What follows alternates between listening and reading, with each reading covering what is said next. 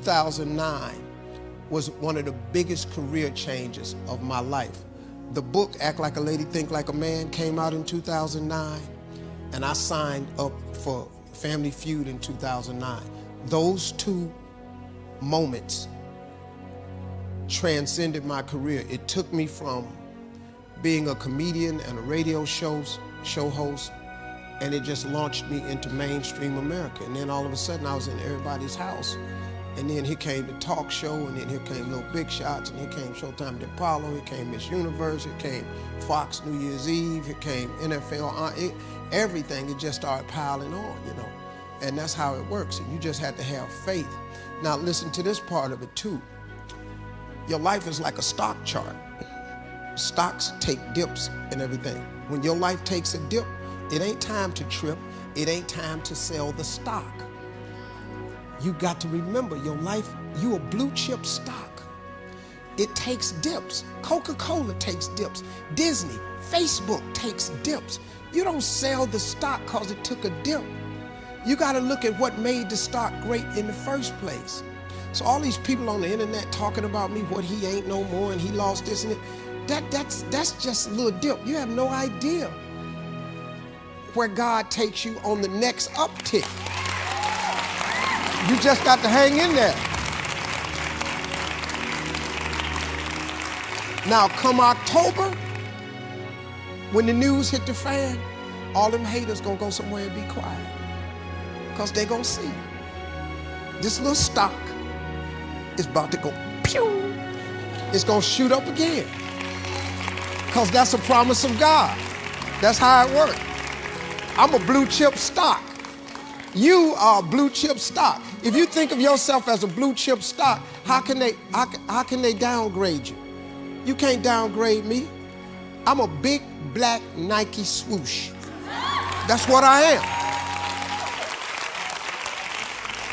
I have the same gift that God gave me 62 years ago, that I turned professionally 35 years ago. I have the same gift. They can never take my gift. You can take this show and take that show, and you can think what you done is cool. All you did was replant me. I'm a motivational speaker, so you have to excuse me while I start getting on tangents like this. So check this out. Buried and planted appears to be the same thing, but it ain't. See, when something's buried, when you bury something, you say goodbye to it. When something is planted, you expect to see it again. I'm planted. You're planted. All you got to do is live in the life of expectation, and God will give you what you expect. If you expect nothing good to happen, nothing good is going to happen. But the God I serve, his promise is that he delivers if you believe. I just happen to believe. So what does it matter to me what they do? I think it's really critical that you understand that everybody wants to grow their business, and we all go through different phases, right? Just like human beings go through phases. You know, you give birth to your business and you're an infant, and an infant is a run for survival, and cash flow problems are a natural process in most cases, and you're running. Hopefully you get to a teenager where now cash flow is not a problem, you're growing like crazy, and then you have a new problem. You don't have systems in place.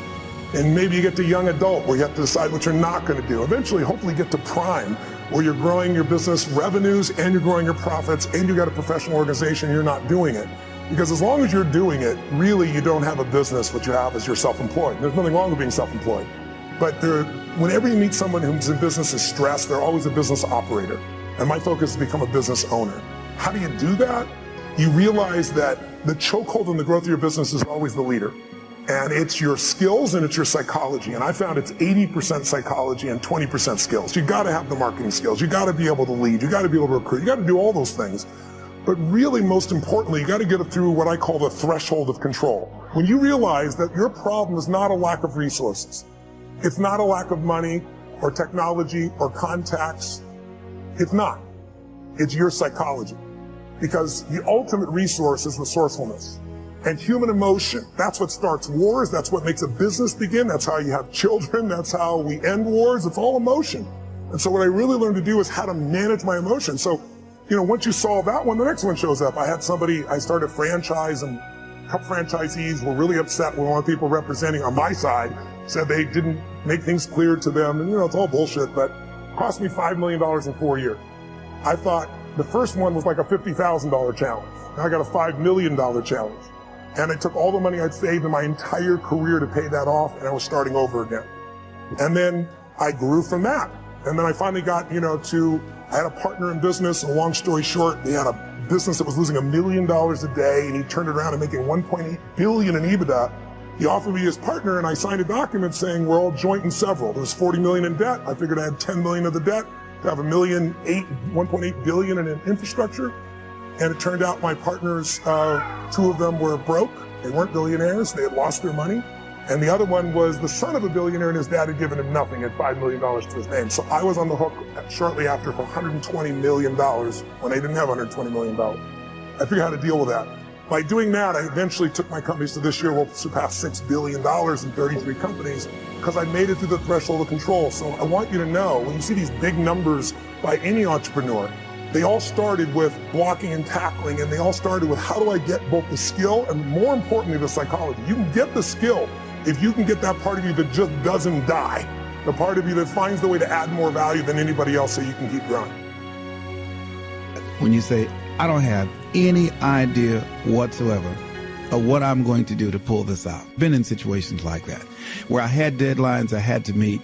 I didn't meet those deadlines, and I lost a car, lost a home, lights were cut off, telephone was cut off.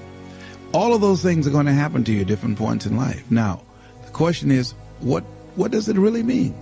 It really doesn't mean anything. It's not important at all. It's just a temporary inconvenience, because all of those things can be corrected. And it's a part of the process that we all go through.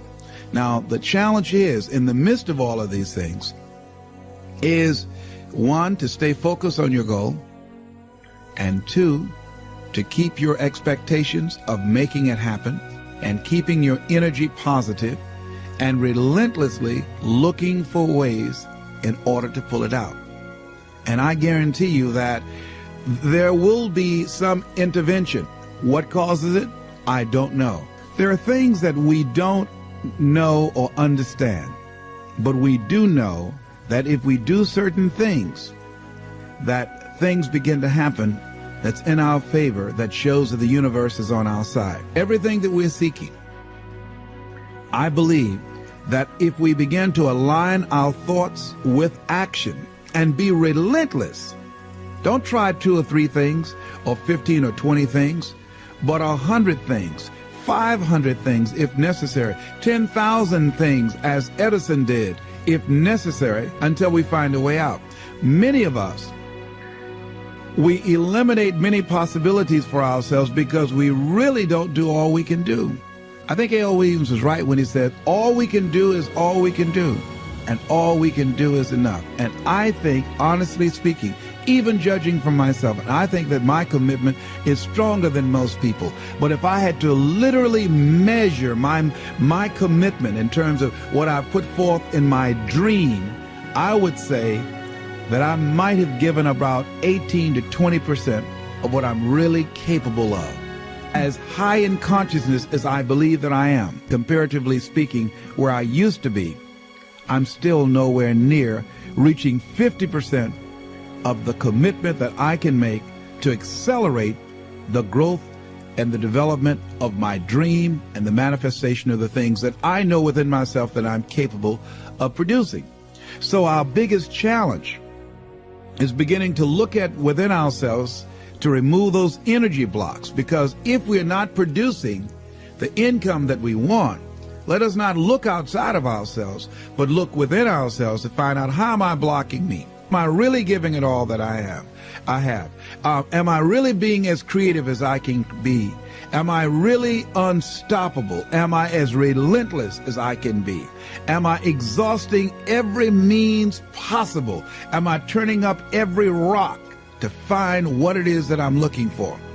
That what resides between our ears, when we're thinking about how do I come up with $500, $1,200, or $2,000, is the same gray matter that resides between the ears of a Ross Perot or Donald Trump when his bankers say you've got 30 days. How is it that one man or woman can do it and do 1,000,000 times more than these other people and the other ones don't? It has to be consciousness. It has to be, and when we talk about consciousness, we're talking about a collection of our thoughts, our feelings, and our emotions and experiences used as an active force to produce in our lives that which we want to produce. Because everything that exists in life, the microphones that we're speaking in, the shoes that we have on our feet, the chairs that we're sitting in, the clothes that we're wearing, the homes that we live in, the cars that we drive, all of that came out of our consciousness. That all came out of the invisible into the visible. And man was the vehicle, the outlet to produce that. Wherever we have stopped in our dream, we stopped at a place called willingness. Anybody that has fallen short of their goals, they ran into something that they were not willing to handle. Because in order to reach your dream, in order to make things happen, there must be a willingness to do what is required.